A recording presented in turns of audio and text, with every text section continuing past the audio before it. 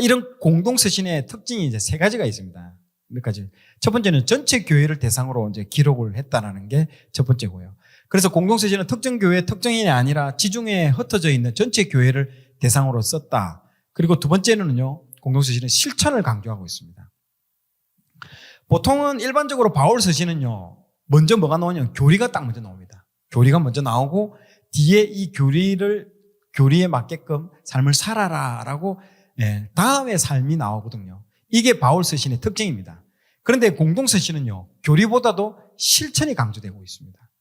그래서 바울 서신은 교리를 먼저 그러니까 바울 서신은요, 교리를 먼저 이야기하고 그 교리에 근거해서 이렇게 살아라라고 얘기하는데, 공동서신은 너가 먼저 이렇게 살아봐. 그렇게 살아야 할 이유는 중간에 교리들이 나옵니다. 그 이유는 이와 같은 이유들 때문에 너희들이 이렇게 살아야 된다라고 하면서 중간중간 그 교리를 집어넣는 방식으로 기술되어 있습니다, 여러분. 그게 약간 바울 서신과 공동서신의 차이점입니다. 그래서 그 공동서신을 읽으면 어떤 느낌, 이제 이런 느낌입니다. 그리스도인들은 이렇게 살아야 되는구나. 그런 도전을 엄청나게 많이 받습니다. 그래서 히브리서, 아까 말했던 이런 베드로 전후서, 야고보서 읽어보세요. 팍팍 와닿습니다. 정말 이 믿고 난 구원받은 이후에 성도들이 많이 읽어야 될 부분들이 이 공동서신입니다. 실천. 말씀대로 살아내라는 거죠. 살아내지 않고 계속 그냥 지식만, 이거 아니라는 거죠. 세 번째는요, 이 공동서신의 특징의 세 번째는 저자가 대부분 예수님을 직접 만난 사람들이라는 거죠. 보세요. 공동서신을 쓴 사람이 누굴까요? 베드로, 요한, 야고보, 그리고 친동생, 아까 막둥이 유다, 예수님의 동생인 예수님을 직접 만난 아주 유명한 사람들입니다, 다. 그러니까 예수님의 삶에 대해서 얘기할 때 어떤 줄 압니까? 실감나게 얘기하는 거예요. 직접 내가 봤다는 거죠. 그러니까 쓰는 문체가요, 예수님 표현할 때 좀 다릅니다. 주님이 어떻게 사셨는가. 남한테 들어서 전달해 주는 게 아니고 자신들이 직접 눈으로 보고 자기가 직접 경험한 걸 얘기하니까요, 굉장히 이게 강하게 그 사람한테 침투가 되는 거예요. 영향을 확 준다는 거죠. 직접 경험한 걸 쓰니까요. 이 선지서를 읽으면요, 예수님에 대해서 많이 직접적으로 우리가요, 성큼 다가가 있는 느낌이 듭니다. 실제로 그래요. 바울 서신은 약간 교리적인 측면이 다 있어가 약간 거리감이 좀 있는데요, 실제로 이 공동서신을 읽어보면요, 예수님하고 우리가 성큼 예수님의 바로 그 앞에 딱 서 있는 듯한 느낌이 납니다. 이 책이. 그 이유가 이런 이유들 때문에 그런 겁니다. 자, 일곱 번째 야고보서의 이제 전체 구조를 한번 살펴보도록 하겠습니다. 자, 야고보서는 총 5장으로 지금 되어 있습니다. 자, 1장은요, 말씀을 통한 구원. 자, 시험을 이긴, 다 믿음 밑에 보세요. 다 믿음으로 되어 있죠. 자, 시험을 이긴 믿음. 그리고 2장은요, 구원받은, 앞에 1장에서 말씀을 통해서 구원받은 사람들의 그 삶. 믿음으로, 이제 우리가 보통 말씀으로 통해서 믿음이 들어오고, 믿음으로 우리가 구원받는다. 이겁니다. 1장은요, 말씀을 통해서 우리가 믿음이 들어오고요. 믿음은 뭘로 들어옵니까? 들으면서 난다라고 하잖아요. 그래서 우리가 많이 듣다 보니까, 말씀을 듣다 보니까 구원이 이제 생기고, 또 그리고 구원받은 사람들의 삶은 2장에서 어떻게 살아야 되는지, 그리고 그게 2장에서 행함이 있는 믿음에 대한 얘기를 하고 있고요. 그리고 3장, 4장에서는요, 말과 지혜를 통한 믿음의 증거, 말로 드러나는 이제 믿음, 말에 대한 부분들. 부정적인 말 하지 말라고요. 긍정적인 말, 믿음이 생기는 말, 사람에게 믿음을 주는 말, 그런 말을 해라는 거죠. 그리고 마지막 5장엔요, 믿음의 시련, 이런 인내해라는 거죠. 기다리고 인내하는 그 시련, 그 믿음을 통해서, 그게 믿음이라는, 끝까지 기다릴 수 있는 거, 이게 믿음이라는, 그 5장을 통해서 얘기를 해주고 있는 것입니다. 자, 1장에서는요, 말씀을 통한 구원을 강조합니다. 자, 같이 한번 읽어볼까요? 1장 18절 시작. 그가 그 피조물 중에 우리로 한 첫 열매가 되게 하시려고 자기의 뜻을 따라 진리의 말씀으로 우리를 낳으셨느니라. 아멘. 보세요. 1장 18절에 보면요, 진리의 말씀으로 우리를 낳았다. 낳았다라는 뭡니까? 이게 born again이에요. 다시 태어났다라는 거예요. 우리가요, 거듭났다. 중생을 얘기하는 겁니다. 우리가 이걸 이제 중생을 얘기합니다. born again. 다시 태어났다라는 거죠. 1장 21절 시작. 그러므로 모든 더러운 것과 넘치는 악을 내버리고 너희 영혼을 너희 구원할 바 마음에 심어진 말씀을 온유함으로 받으라. 아멘. 위에 두 개의 구절 모두, 이 지금 방금 우리가 읽었던 두 개의 구절 모두 말씀이 구원을 가져온다라고 얘기를 하고 있는 거예요. 1장에서는요, 우리가 뭘 말하고냐, 어떻게 사람이 거듭나고 구원받냐는 거죠. 하나님의 말씀을 통해서 그것을 이제 얘기하고 있다는 거죠. 하나님의 말씀이 중요하다는 거죠. 그러면서 이제 1장을 넘어갑니다. 아까 21절 두 번째 구절도 마찬가지예요. 너희 영혼을 너희 구원할 바, 마음에 심어진 말씀을 통해서 말씀을 받아라는 거죠. 말씀을 받아라고 지금 계속 얘기를 하고 있습니다. 자, 2장에서는요, 구원받은 사람들의 삶에 대해서 얘기를 하죠. 그러면서 2장에 가면요, 그렇게 구원받은 사람들이, 아까 말씀을 통해서 구원받은 사람들이 어떻게 살아가야 되느냐, 그것이 나옵니다. 말씀으로 거듭난 사람들이 2장에 가면요, 믿음과 행위의 문제를 이제 다룹니다. 그래서 구원받았는데, 그러면 구원받은 사람은 반드시 행위가 따라온다라는 거죠. 열매가 따라오듯이 행위가 따라온다라는 거죠. 이것을 이제 우리가 배워야 할 이제 얘기입니다. 구원은 믿음으로 받습니다. 이거는 뭐 의심의 여지가 없습니다, 여러분. 그런데 참 믿음은 반드시 열매, 행위가 따른다라는 거죠. 그러면서 2장에 행함이 없는 그리스도인들의 예시가 두 가지가 나옵니다.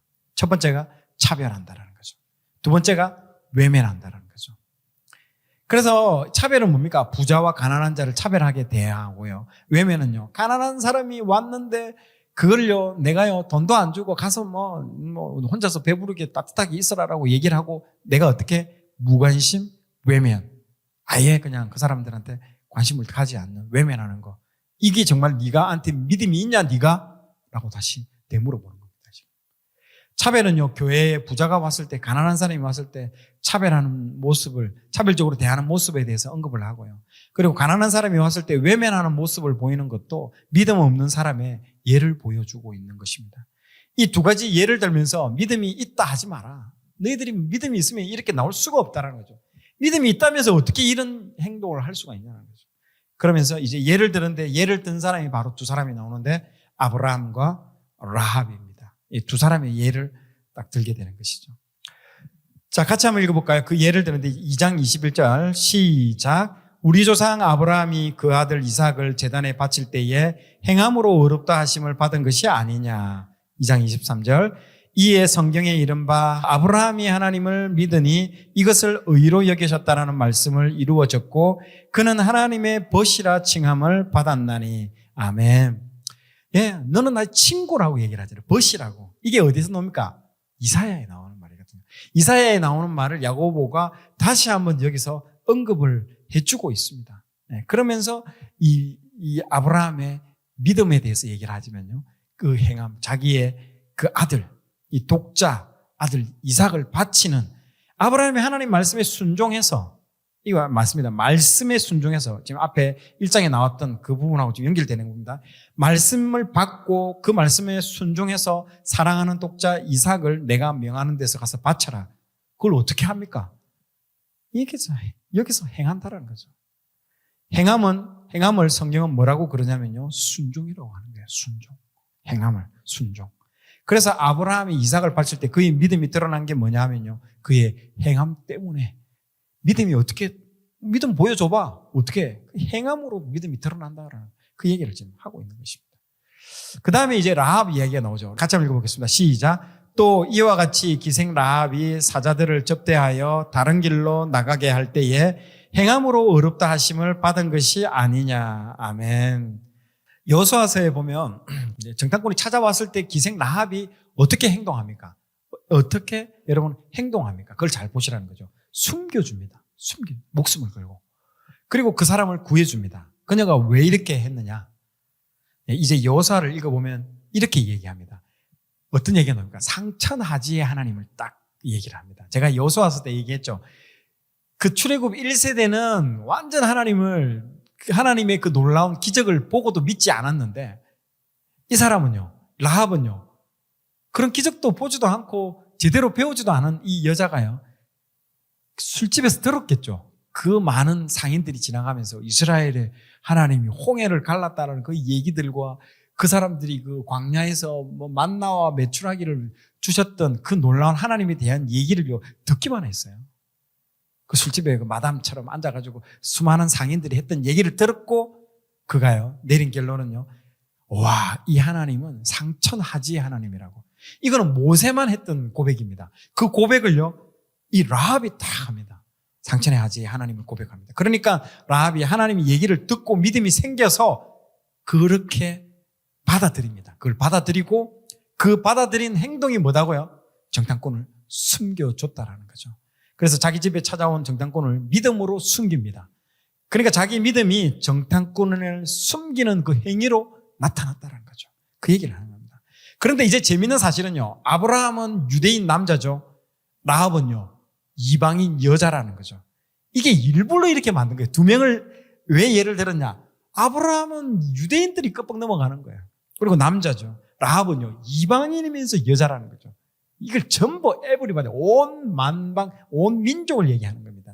이렇게 일부러 이렇게 만든 것이죠. 그 예를요, 한 사람은 유대인 남자, 다른 한 사람은 이방인 여자, 그 여인의 직업은 기생, 아브라함은 족장. 왜 이렇게 신분은 다르지만요, 공통점은요, 하나님을 믿는 믿음을 가졌다는 거죠. 그게 공통점이라는 거예요. 신분 중요한 거 아니다. 너희가 어디서 태어날까 이거 중요한 거 아니다. 신분, 고하, 뭐 어디 지역 이런 거 다 아무 중요한 게 아니고 오직 뭐다고요? 믿음을 가졌다는 거죠. 지위가 낮으나 높으나 관계없이 이 사람들이 다 하나님의 말씀을 통해서 믿음을 가지고 그리고 그 믿음을 행했다라는 거죠. 참 믿음은 반드시 행함을 가져온다라는 것을 여기서 보여주고 있다라는 거죠. 자, 오늘 내용이 좋았다면 좋아요, 구독 부탁드리겠습니다. 좋아요, 구독, 알림 설정은 콘텐츠 제작에 큰 힘이 됩니다.